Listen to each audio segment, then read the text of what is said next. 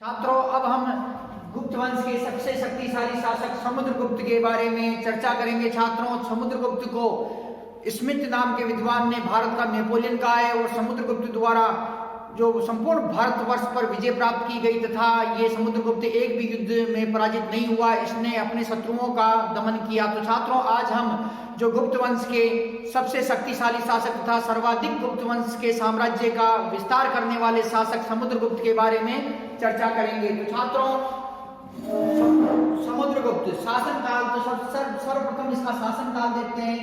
शासनकाल तो छात्रों, इसका शासनकाल है 335 ईस्वी से लेकर 375 ईस्वी तक। 335 ईस्वी से 375 ईस्वी, 335 ईस्वी से 375 ईस्वी तक इसका शासनकाल माना गया है। पिता, किसका पिता? समुद्रगुप्त का पिता चंद्रगुप्त प्रथम। पिता कौन है इसके? चंद्रगुप्त, जो प्रथम पिता है इसके वंश, गुप्त वंश। राजधानी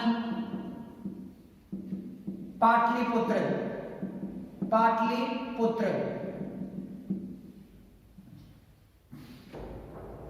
राज तिलक, इसका जो राज तिलक हुआ वो 335 ईस्वी के अंदर हुआ। कब हुआ छात्रों? 335 ईस्वी के अंदर इसका राज तिलक हुआ।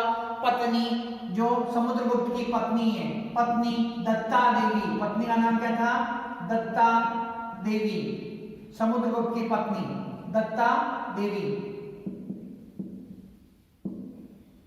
समुद्रगुप्त की पत्नी का नाम दत्ता देवी। और उपाधि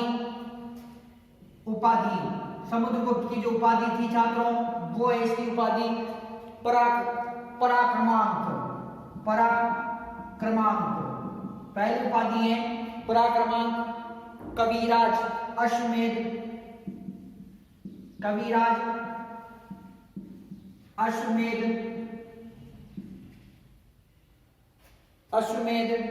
अप्रतिरथ व्याघ्र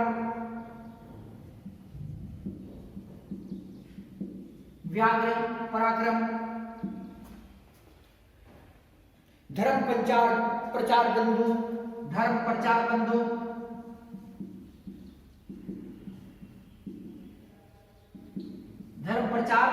तो इसकी उपाधियां छात्रों पराक्रम, कविराज, अश्वमेध, अप्रतिरथ, व्याघ्र पराक्रम और धर्म प्रचार बंधु जैसी इसने बड़ी बड़ी उपाधियां धारण की। किसने की? समुद्रगुप्त द्वारा। छात्रों, जो धर्म प्रचार बंधु नामक जो उपाधि है, इलाहाबाद स्तंभ लेख से इस उपाधि का पता चलता है। कौन सी स्तंभ लेख से? इलाहाबाद इलाहाबाद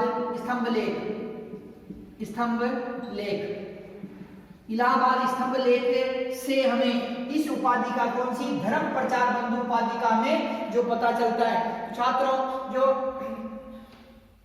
समुद्रगुप्त है, इसका उपनाम देखते हैं हम। तो उपनाम क्या था छात्रों इसका था भारत का नेपोलियन। मोस्ट इंपोर्टेंट है, या आपकी परीक्षाओं के अंदर न्यू टाइप के अंदर पूछा जाता है, भारत का नेपोलियन।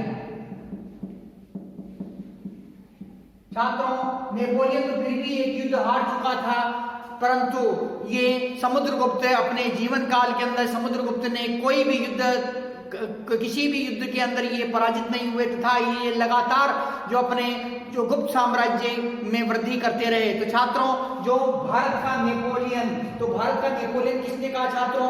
विंसेंट ऑथर स्मिथ नाम का जो विद्वान है, ये उपनाम दे रहा है विंसेंट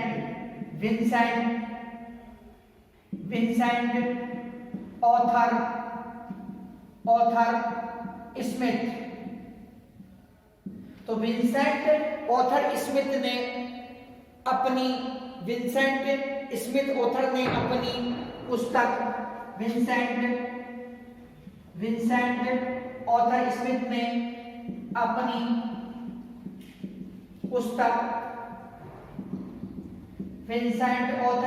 ने अपनी पुस्तक अपनी पुस्तक अर्ली हिस्ट्री ऑफ इंडिया, जो इनकी पुस्तक है early history of India, early history of India में गुप्त वंश के शासक, गुप्त वंश के शासक समुद्रगुप्त को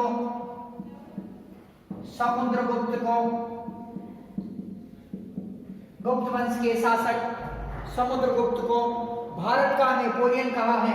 मोस्ट इंपोर्टेंट छात्रों, ये भारत का नेपोलियन कहा है, भारत का नेपोलियन कहा है। तो छात्रों, विंसेंट ऑथर स्मिथ ने अपनी पुस्तक अर्ली हिस्ट्री ऑफ इंडिया में गुप्त वंश के शासक समुद्रगुप्त को भारत का नेपोलियन कहा है।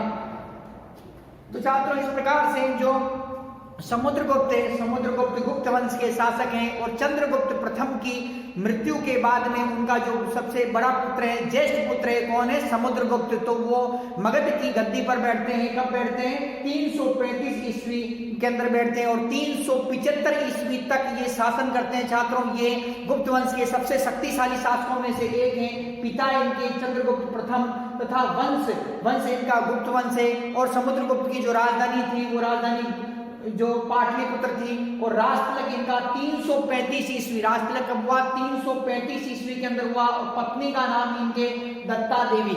तथा समुद्रगुप्त द्वारा बड़ी बड़ी उपाधियों को धारण किया गया। जैसे इनकी जो उपाधियां छात्रों को कौन कौन सी है, तो इनकी उपाधियों के बारे में हमें गुप्त जो कालीन साहित्य तथा गुप्त कालीन जो पुरातात्विक सामग्री, उनसे हमें पता चलता है कि पराक्रम, कविराज, अश्वमेध, अप्रतिरथ, व्याघ्र पराक्रम, धर्म प्रचार बंधु। कौन कौन सी उपाधियां थी? पराक्रम, कविराज, अश्वमेध, अप्रतिरथ, व्याघ्र पराक्रम, धर्म प्रचार बंधु जैसी उन्होंने बड़ी बड़ी उपाधियां धारण करी। ये धर्म प्रचार बंधु नामक जो उपाधि है, ये हमें इलाहाबाद के स्तंभ लेख से हमें इस उपाधि की जानकारी हमें प्राप्त होती है। साथ ही छात्रों, इनके उपनाम, इन्हें जो भारत का नेपोलियन कहा जाता है। और ये भारत का नेपोलियन किसने कहा? ये कहा विंसेंट ऑथर स्मिथ नाम के विद्वान है। कौन से?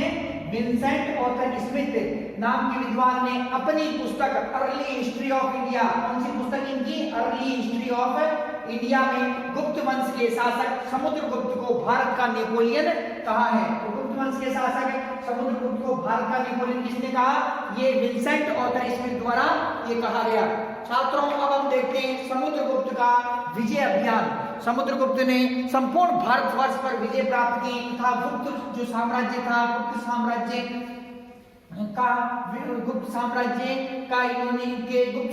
का इनके समय में भारी जो विकास हुआ, अत्यधिक प्रगति हुई, इनका साम्राज्य अत्यधिक विस्तृत हुआ। तो उसके बारे में हम देखते हैं। तो समुद्रगुप्त का विजय अभियान, समुद्रगुप्त का विजय अभियान।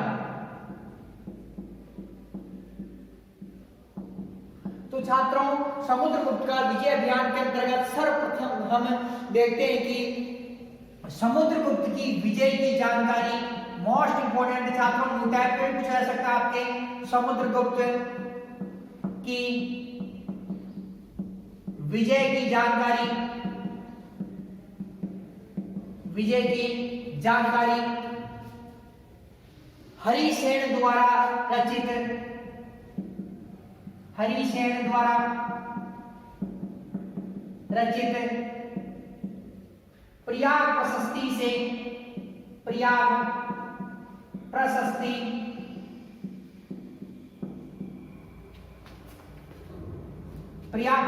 से मिलती है, प्रयाग प्रशस्ति से मिलती है।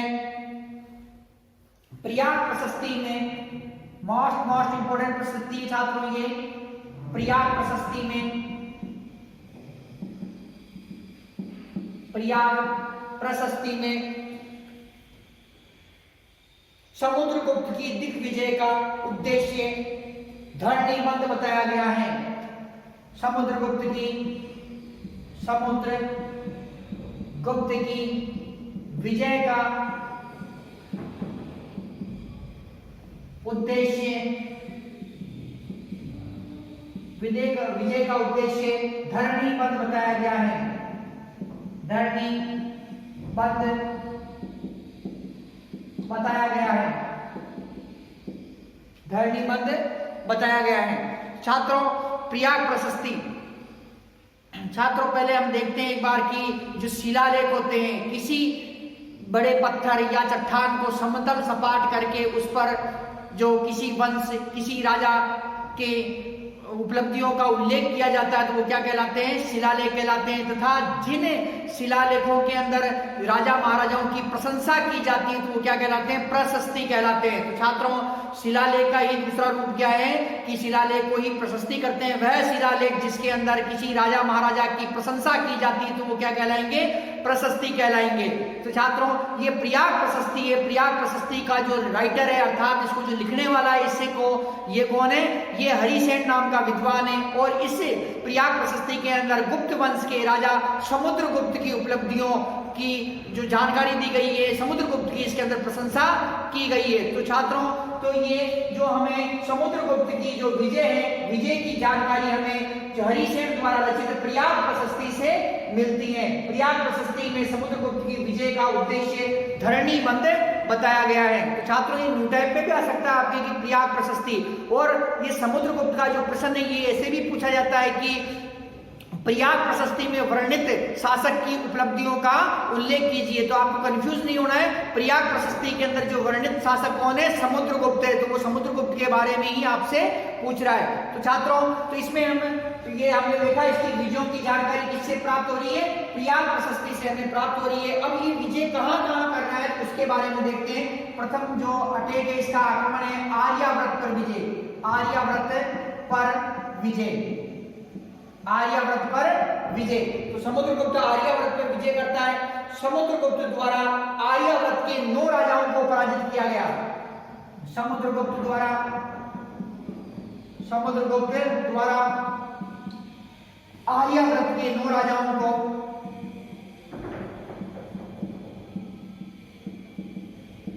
आर्यावर्त के 9 राजाओं को पराजित किया गया।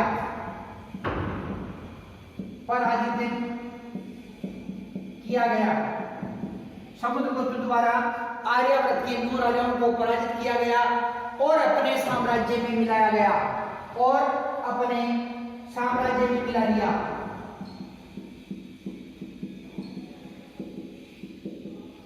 और अपने साम्राज्य में मिला लिया।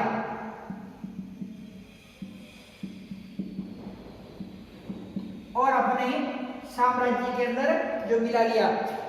छात्रों, अब ये आर्यावर्त के 9 राजा कौन कौन से थे तो उनके बारे में देखते हैं कि ये 9 राजा थे। आर्यावर्त के 9 राजा, आर्यावर्त के 9 राजा। अब ये 9 राजा कौन कौन से थे उनके बारे में हम देखते हैं। तो छात्रों, 9 राजा थे जो रुद्रदेव, मत्तिल,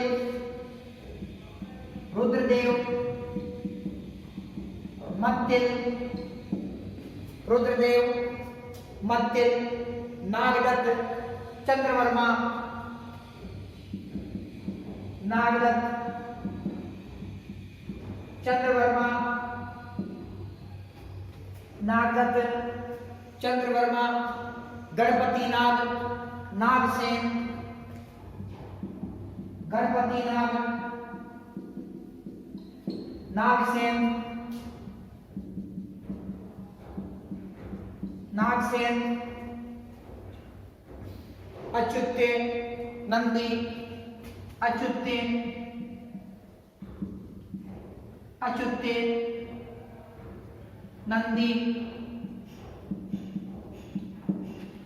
अच्युत्य, नंदी, बलवर्मा,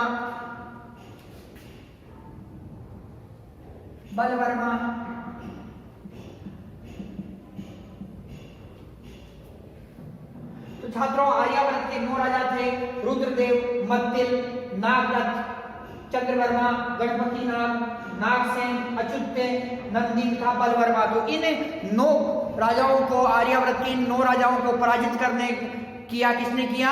ये समुद्रगुप्त द्वारा किया गया। तथा पराजित करने के बाद में समुद्रगुप्त ने इन 9 राजाओं को अपने साम्राज्य के अंदर मिला लिया। तो इस प्रकार से छात्रों समुद्रगुप्त का ये जो विजय अभियान प्रारंभ हुआ और छात्रों आर्यावर्त के जो 9 राजाओं को इसने अपने साम्राज्य में मिलाया, उस नीति को क्या कहा जाता है? तो छात्रों ये न्यूटैटेड पूछी जाती है आपकी प्रस्फोधरण की नीति। कौन सी? प्रस्फोधरण की नीति। कौन सी नीति छात्रों? प्रस्फोधरण की नीति है ये। और इसके अंतर्गत इसने इसी नीति के चलते इसने क्या किया? 9 राजाओं को इसने अपने साम्राज्य में मिलाया। तो आर्यावर्त को समुद्रगुप्त द्वारा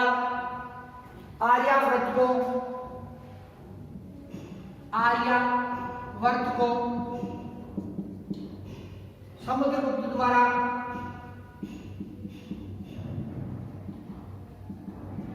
अपने राज्य में, अपने साम्राज्य में मिलाने की नीति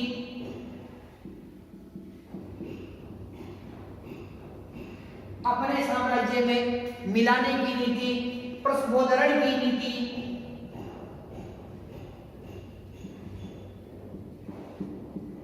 प्रस्फोधरण की नीति कहलाई। तो छात्रों ये प्रस्फोधरण क्या था कि समुद्रगुप्त द्वारा प्रस्फोधरण की नीति के चलते आर्यावर्त के 9 राजाओं को अपने साम्राज्य के अंदर मिलाया गया। तो प्रथम जो इसका जो समुद्रगुप्त की उपलब्धियों की हमें जानकारी कहां से प्राप्त होती है? प्रयाग प्रशस्ति से। और प्रथम जो इसका आक्रमण होता है कहां हो रहा है? ये हो रहा है आर्यावर्त के 9 राजाओं पर। और 9 राजा कौन कौन से? रुद्रदेव, मद्दिल, नागदत्त, चंद्रवर्मा, गणपति नाग, नागसेन, अच्युत्य, नंदी और बलवर्मा। और इन 9 राजाओं को जो मिलाया वो किस नीति के तहत मिलाया? प्रस्फोधरण की नीति थी। तो इस नीति के अंतर्गत इसने 9 राजाओं को जो मिलाया। अब छात्रों हम देखते हैं दक्षिणी भारत पर विजय। अब जो समुद्रगुप्त है अब ये क्या करता है? आर्यावर्त पर विजय करने के बाद में दक्षिणी भारत पर आक्रमण करता है। तो दक्षिणी भारत पर समुद्रगुप्त की विजय के बारे में देखते हैं। छात्रों दक्षिणी भारत के 12 राजाओं को इसने पराजित किया समुद्रगुप्त ने। तो दक्षिणी भारत पर विजय, दक्षिण भारत पर विजय। समुद्रगुप्त दक्षिण भारत पर विजय करता है। छात्रों इसकी जानकारी हरिसेन की प्रयाग प्रशस्ति से। जानकारी किससे मिल रही है? हरिसेन की प्रयाग प्रशस्ति से, हरिसेन की प्रयाग प्रशस्ति से पता चलता है कि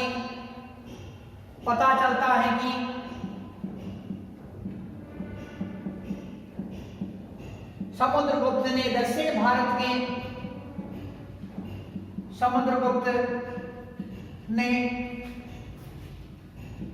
दक्षिण भारत के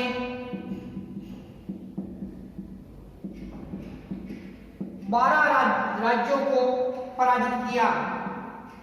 12 राज्यों को पराजित किया। अब ये 12 राज्य कौन कौन से थे उनके बारे में हम देखते हैं कि किन 12 राज्यों को इसने पराजित किया। तो छात्रों 12 राजा थे। इसके अंतर्गत कौशल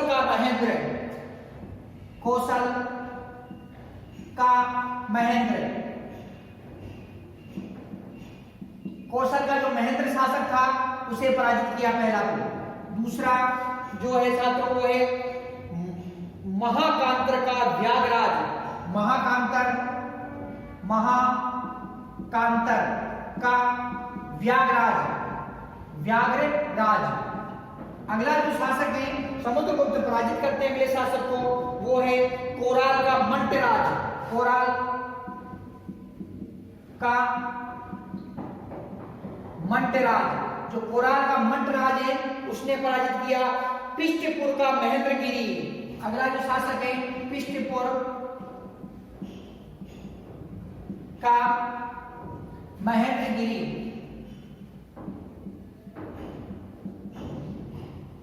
पृष्ठपुर का महेंद्रगिरी। कोटूर का स्वामी दत्त। कोटूर का स्वामीदत्त, कोटपुर का स्वामीदत्त। अगला जो शासक है वो है छात्रों एंडरपल का दमन, एंडर पल का दमन, एंडरपल का दमन। कांची का विष्णुगुप्त, कांची का विष्णुगुप्त, कांची का विष्णुगुप्त। अवगुप्त का नीलराज, अवगुप्त का नीलराज, अवगुप्त का नीलराज। वेंगी का हस्तिवर्मा, वेंगी का हस्तिवर्मा, वेंगी का हस्तिवर्मा। पालक का उग्रसेन, पालक का उग्रसेन, पालक का उग्रसेन। देवराष्ट्र का कुबेर,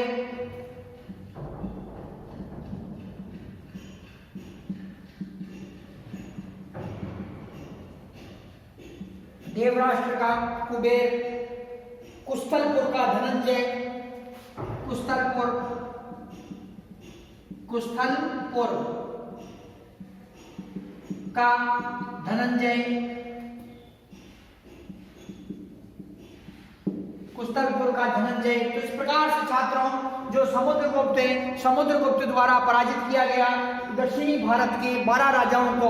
तो इसकी हमें जानकारी कहां से प्राप्त होती है? इसकी हमें जानकारी प्राप्त हो रही है हरिसेन नामक जो विद्वान है उसने प्रयाग प्रशस्ति की रचना की है और इस प्रयाग प्रशस्ति से हमें इसकी जानकारी मिलती है। छात्रों बता देता हूं आपको कि ये प्रयाग प्रशस्ति ये कहां स्थित है। ये उत्तर प्रदेश के प्रयागराज जिला, जो पहले इलाहाबाद के नाम से जाना जाता था, वर्तमान में प्रयागराज के नाम से जाना जाता है, तो ये उत्तर प्रदेश के प्रयागराज के अंदर ये स्थित है। तो छात्रों हरिसेन की प्रयाग प्रशस्ति से पता चलता है कि समुद्रगुप्त ने दक्षिणी भारत के 12 राज्यों को पराजित किया।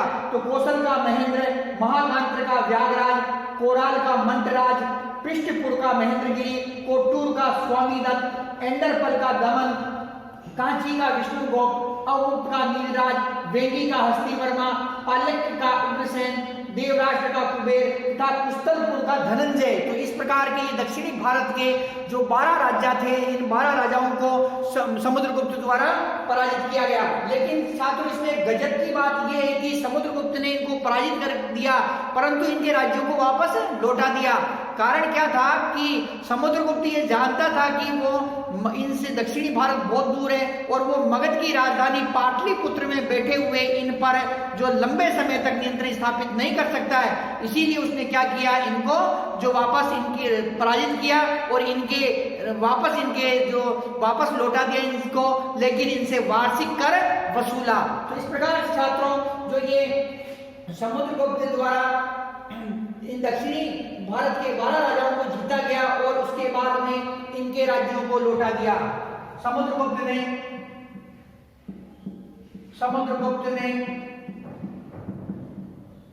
12 राज्यों को जीतकर पुनः लौटा दिया, क्योंकि समुद्रगुप्त जानता था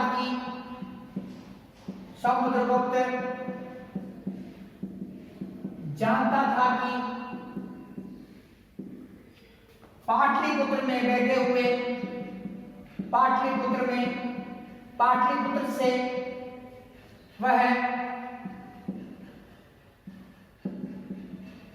दक्षिण भारत के राज्यों पर लंबे समय तक नियंत्रण स्थापित नहीं रख सकता, लंबे समय तक नियंत्रण स्थापित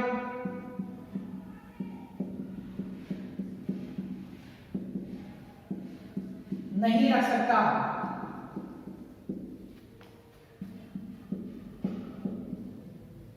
अतः इन राज्यों को पुनः लौटा दिया। अतः इन राज्यों से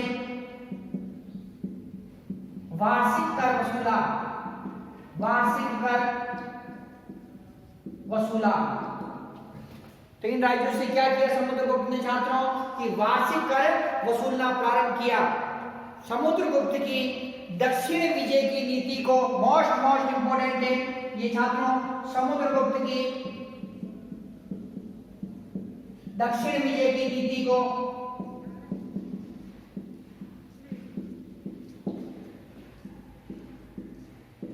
समुद्रगुप्त की दक्षिण विजय की नीति को समुद्रगुप्त की दक्षिण विजय की नीति को ग्रहण मोक्षानुग्रह कहा जाता है। ग्रहण मोक्षानुग्रह कहा जाता है। ग्रहण मोक्षानुग्रह कहा जाता है। ग्रहण का अर्थ क्या होता है छात्र देखते हैं। ये ग्रहण है, इसका अर्थ है शत्रुओं पर विजय, शत्रुओं पर विजय। ग्रहण का मतलब क्या छात्रों, शत्रुओं पर विजय। मोक्षा, मोक्ष का मतलब क्या छात्रों, मोक्ष। तो छात्रों इसमें ये ग्रहण का मतलब क्या हो गया कि शत्रुओं पर विजय। अब जो मोक्ष का अर्थ है छात्रों शत्रुओं को मुक्त करना, शत्रुओं को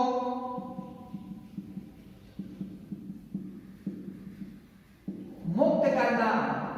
तो शत्रुओं को मुक्त करना तथा ग्रहण का अर्थ क्या हो गया कि पहले तो शत्रुओं पर अधिकार करना, उसके बाद में दया दिखाना और उन शत्रुओं को जो मुक्त कर देना। और अनुग्रह, राज्यों को लौटाकर शत्रु पर दया करना। अनुग्रह राज्यों को लौटाकर